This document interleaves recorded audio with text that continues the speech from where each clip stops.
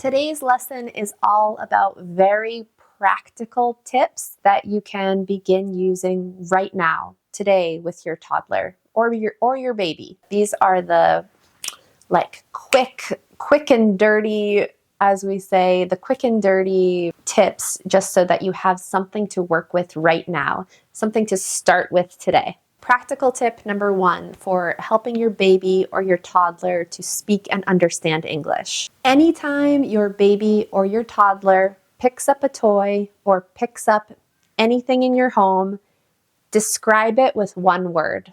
Very simple. For example, my son picks up this bag on the floor, and I use one word to describe it. I say, bag, bag, bag.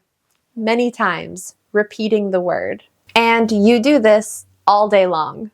And then when your toddler begins to use one word, you start to notice that your toddler is saying one word in English. You can expand to 2-word descriptions. So you can start to say, anytime your toddler picks something up, picks up a toy or an object, you can say, white bag, white bag, white bag, again and again and again until you drive yourself crazy. The descriptor can also be an action. So like bag falls, bag falls, bag drops, bag drops.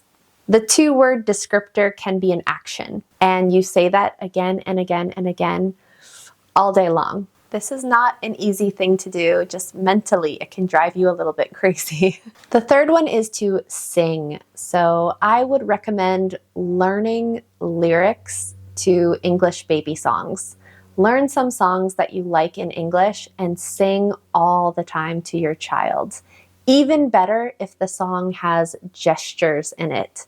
So there are a lot of English baby songs and children's songs that have gestures in them. One is the Itsy Bitsy Spider. So look it up and learn those lyrics and sing them to your child all the time. Tip number 4 is to use sound words, onomatopoeias. And what I mean by this is like the sound that cars make when they crash, crash, crash, or the sounds that animals make, oink, oink. Dogs say ruff, ruff, ruff. As you're playing, make beeping sounds, crashing sounds, animal sounds. Animals tend to make different sounds in different languages. So if you're not sure what sounds animals make in English, you could look for the song Old MacDonald or Old MacDonald Had a Farm on YouTube and listen to the lyrics. You'll hear the sounds that all of the animals make in English. Babies and young children are very receptive to sounds and to learning the rhythms of a language. When you're reading to your baby or your toddler in English, make sure you point to the pictures and then make really simple statements about what the characters are doing or what you're seeing in the story. For example, the ball is blue. The ball is blue. The kids are playing. The kids are playing. And repeat it many times. Children love repetition. Even better if your child can see your mouth and watch your lips moving as you're reading the story to them. Tip number 6, create situations with your baby or your toddler where they have to ask you for something. So even if they can't talk yet, you might take a plate or a cup and put those objects out of their reach so that your baby cannot reach the objects or your toddler cannot reach the objects.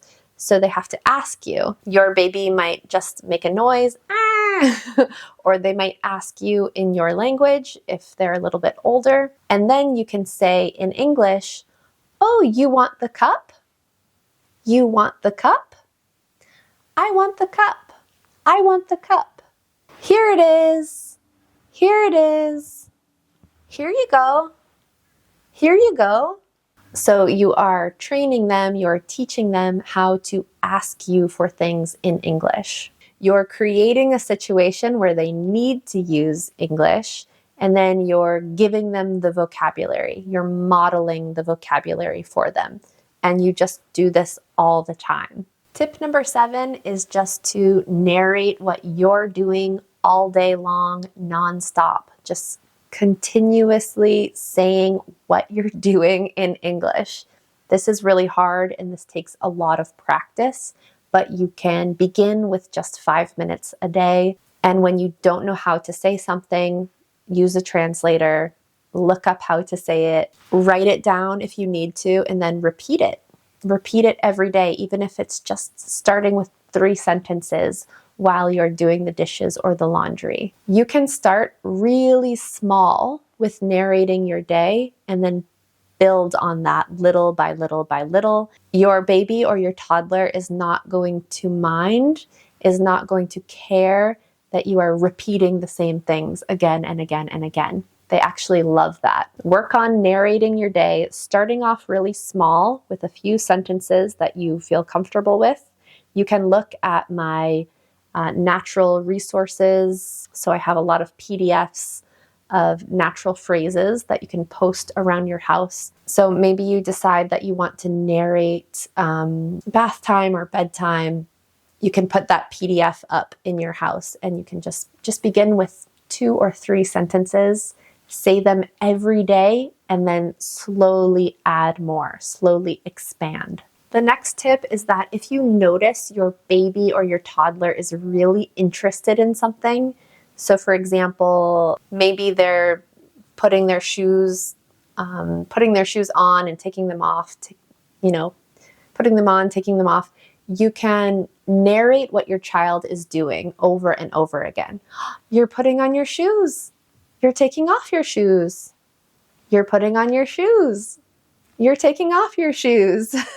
Whatever your child is already doing, you see them doing something, and so you just narrate what they're doing again and again and again. This is super powerful because your toddler is already interested in something. It's already meaningful to them, and then you are just giving them the vocabulary, the words to something that they already care about. My next tip is to slow down.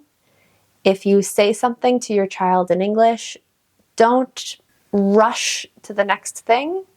Maybe wait 5 seconds, 10 seconds after you say something. They might not be ready to repeat it back to you. They might not be ready to answer you yet in English, but we do have to give them the opportunity. We need to slow down and give them some space. So if they do want to repeat what we say, if they do want to answer us, they can. As adults, we are always moving so fast, we're always rushing, and sometimes we rush our children too much, and we don't give them the time and the space that they need to process information and speak. So try to remind yourself to speak a lot of English, but also give some space for your child to answer you if they're ready, and they might not be ready yet. It might take a long time before they are ready to speak. Finally, I will just mention that we want to keep all of this very playful with babies and toddlers. We want to avoid drills or testing them. Really, there should not be any pressure at this age. They're really interested in playing. They love having fun. And so we can use this to teach them things. We can use their love of play to teach them English. We don't have to put any pressure on them or drill them or test them. Okay, I hope these quick tips helped, and I will see you in my next video.